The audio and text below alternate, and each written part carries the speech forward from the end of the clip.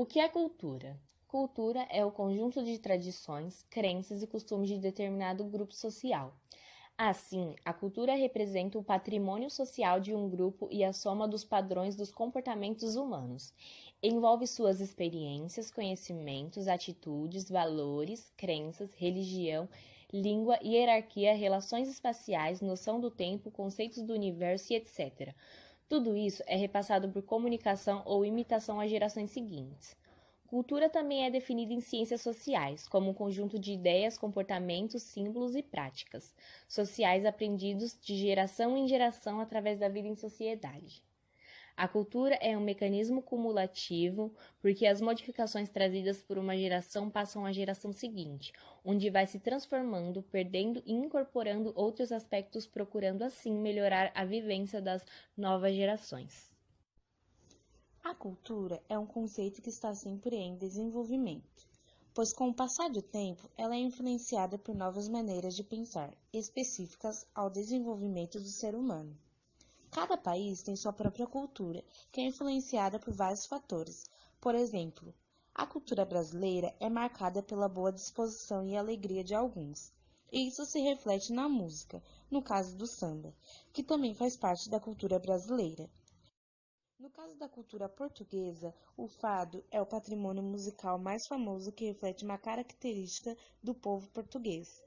O saudosismo, que é uma admiração excessiva por aspectos do passado. A cultura na língua latina, entre os romanos, tinha o sentido de agricultura, que se referia ao cultivo da terra para a produção, e ainda hoje é conservado desta forma, quando é referida à cultura da soja, à cultura do arroz e várias outras culturas. O que nos diferencia como humanos? Bem, nossa opinião como seres humanos se dá pela empatia, pelo amor ao próximo e pelas interações sociais que nos promovem bons sentimentos como amizade e afeto. Porém, também somos diferentes uns dos outros com nossa capacidade de raciocínio. Nós criamos conceitos diferentes sobre diversos assuntos. Cada um tem sua própria personalidade, sua forma de pensar e de agir e sua liberdade de escolha. Diversidade cultural. Diversidade cultural são vários aspectos que representam particularmente as diferentes culturas, como a linguagem, as tradições, a culinária, a religião, os costumes e o modelo de organização familiar, a política, entre outras características próprias de um grupo de seres humanos que habitam um determinado território. A diversidade cultural é um conceito criado para compreender os processos de diferenciação entre as várias culturas que existem ao redor do mundo. As múltiplas culturas formam a chamada identidade cultural dos indivíduos ou de uma sociedade, uma marca que personaliza e diferencia os membros de determinado lugar do restante da população mundial. Agora, vamos ver exemplos de diversidades culturais em vários lugares. Por exemplo, o TH, né? O th. Esse é um fonema, é um som do inglês que simplesmente não existe na língua portuguesa e também não existe no chinês. Entender a vida selvagem de um país é uma das necessidades de quem se muda para um país, assim, para quem migra para um país tão diferente do nosso. Você é do Rio de Janeiro ou de Goiânia, eu lembro que lá em Goiânia acontecia muito da gente encontrar animais silvestres na rua, tipo, você encontrava macaquinho, micos. Aqui também tem os animais silvestres, só que eles são um pouquinho maiores e um pouquinho mais perigosos.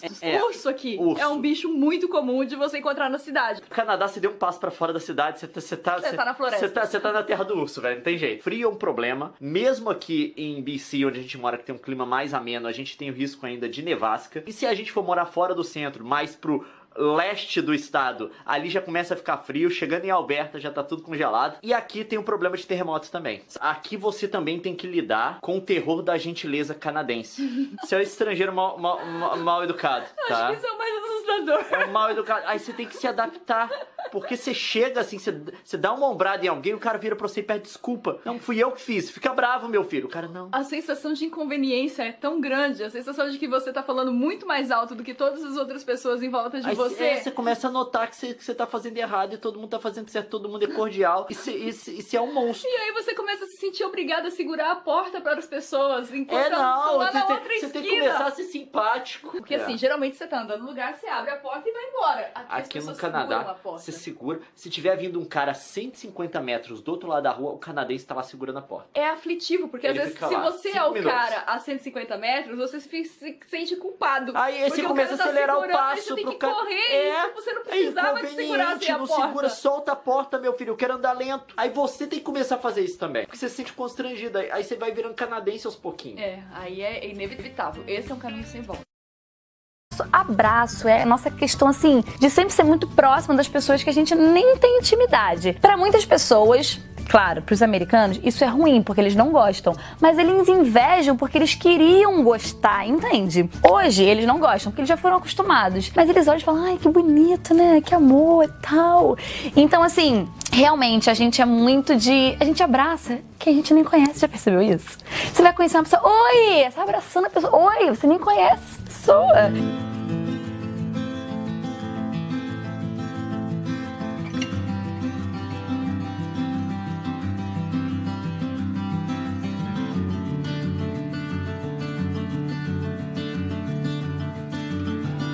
Inclusive, eu já paguei uns miquinhos, assim, quando eu cheguei nos Estados Unidos, porque eu já fui cumprimentar as pessoas, tipo, de... Aí você engole o beijo que você ia dar e dá a mão, entendeu? Porque lá eles não dão 2 beijinhos e nem abraço, entende?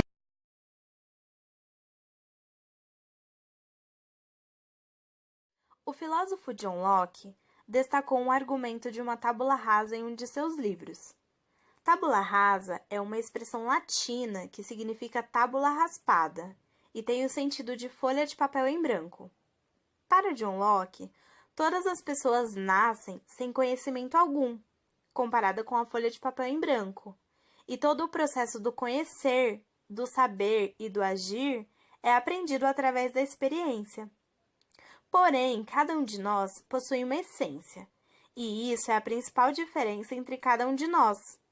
E é exatamente o oposto ao princípio da tábula rasa, pois Locke diz que as diferenças entre os seres humanos se dão somente a partir das experiências que cada um vivencia. É claro que as experiências também geram diferenças entre nós, influências familiares, culturais, etc. Mas existe uma diferença que é a principal, a que consiste na natureza de cada um, e que, por sua vez, é definida na origem de cada um de nós.